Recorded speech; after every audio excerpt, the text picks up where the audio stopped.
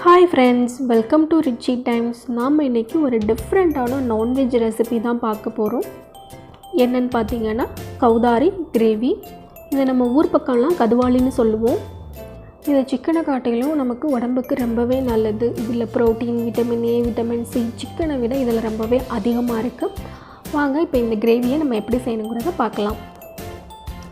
நான் இன்றைக்கி இந்த கிரேவிக்கு 2 கதுவாளி எடுத்திருக்கேன். இது கடையிலேயே நல்லா க்ளீன் பண்ணி கொடுத்துருக்காங்க. இதை வாட்டி, அதாவது தீயில் வாட்டி இதோட தோலெல்லாம் உரித்து மஞ்சள் போட்டு கழுவி கொடுத்துருக்காங்க. இருந்தாலும் நான் வீட்லேயும் நல்லா கழுவி எடுத்திருக்கேன் மஞ்சள்லாம் போட்டு.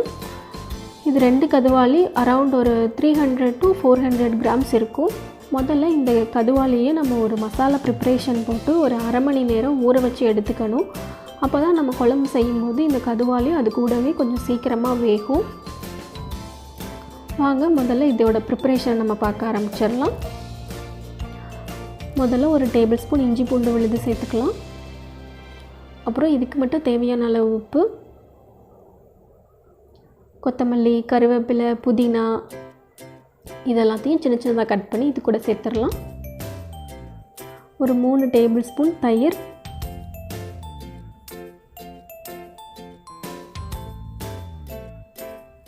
அப்புறம் நம்ம வீட்டிலையே செஞ்ச நான்வெஜ் மசாலா பவுடர்.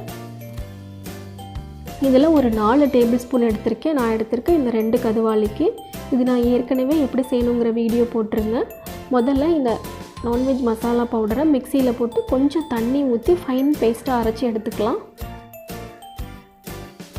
ஃபைன் பேஸ்ட்டாக அரைச்சாச்சு. அதையும் இது கூட சேர்த்துடலாம். இந்த மசாலா பொடியோட லிங்க்கு நான் டிஸ்கிரிப்ஷனில் கொடுத்துருக்கேன், அதையும் நீங்கள் செக் பண்ணிக்கோங்க. இப்போ இது எல்லாத்தையும் நல்லா மிக்ஸ் பண்ணி விட்டுக்கலாம்.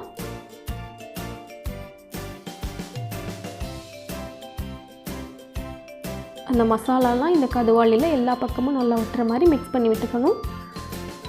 இப்போது இதை ஒரு மூடி போட்டு ஒரு அரை மணி நேரம் ஊற வச்சுக்கலாம்.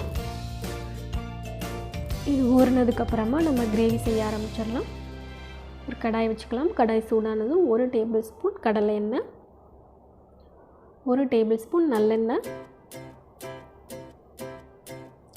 எண்ணெய் சூடானதுக்கு அப்புறமா இதில் ஒரு சின்ன துண்டு பட்டை,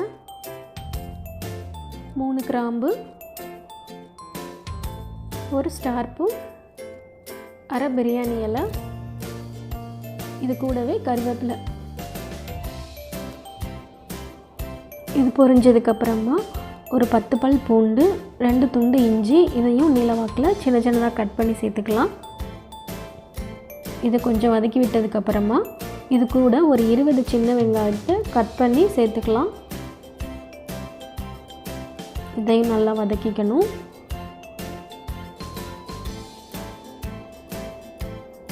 இப்போது வெங்காயம் ஓரளவு வதங்கிடுச்சு. இந்த டைமில் 2 தக்காளியை கட் பண்ணி வச்சுருக்கேன், அதையும் இது கூட சேர்த்துக்கலாம். தக்காளி கொஞ்சம் வதங்குறதுக்கு உப்பு சேர்த்துக்கலாம்.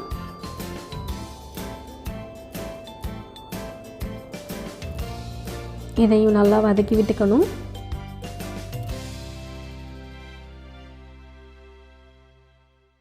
இப்போது தக்காளி, வெங்காயம் எல்லாமே நல்லா வதங்கிடுச்சு. இதிலேருந்து கொஞ்சம் மட்டும் நான் தனியாக எடுத்துக்கிறேன்.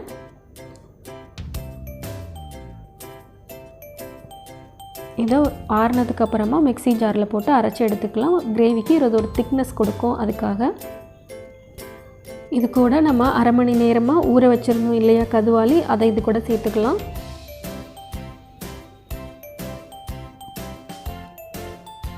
இதையும் நல்லா மிக்ஸ் பண்ணி விட்டுக்கலாம்.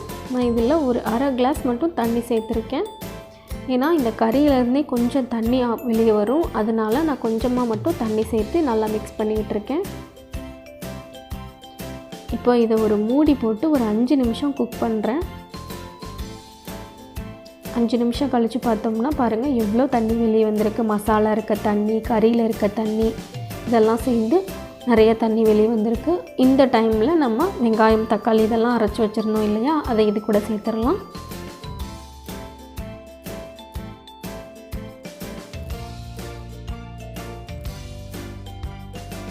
இதையும் நல்லா மிக்ஸ் பண்ணி விட்டுக்கலாம்.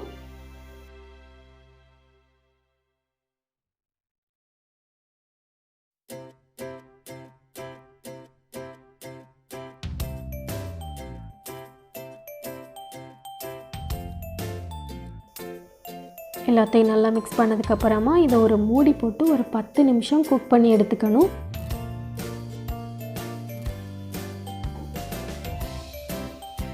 இப்போ நம்ம 10 நிமிஷம் கழித்து ஓப்பன் பண்ணி பார்க்கலாம். கிரேவி நல்லா திக்காக வந்திருக்கு, கதுவாலையும் நல்லா வெந்திருக்கு.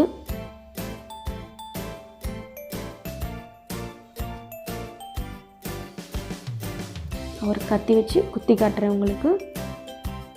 நல்லா சூப்பராக உள்ள இறங்கியிருக்கு. ஸோ கதுவாளி நல்லா வெந்துடுச்சு.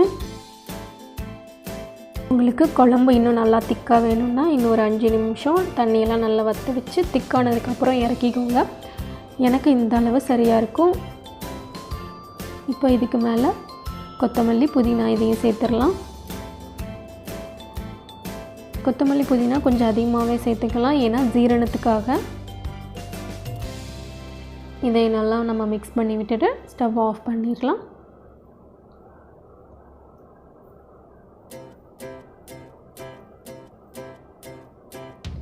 நம்மளோட கதுவாளி கிரேவி சூப்பராக ரெடி ஆகிடுச்சு. இது ஒரு டிஃப்ரெண்ட்டான நான்வெஜ் ரெசிபி.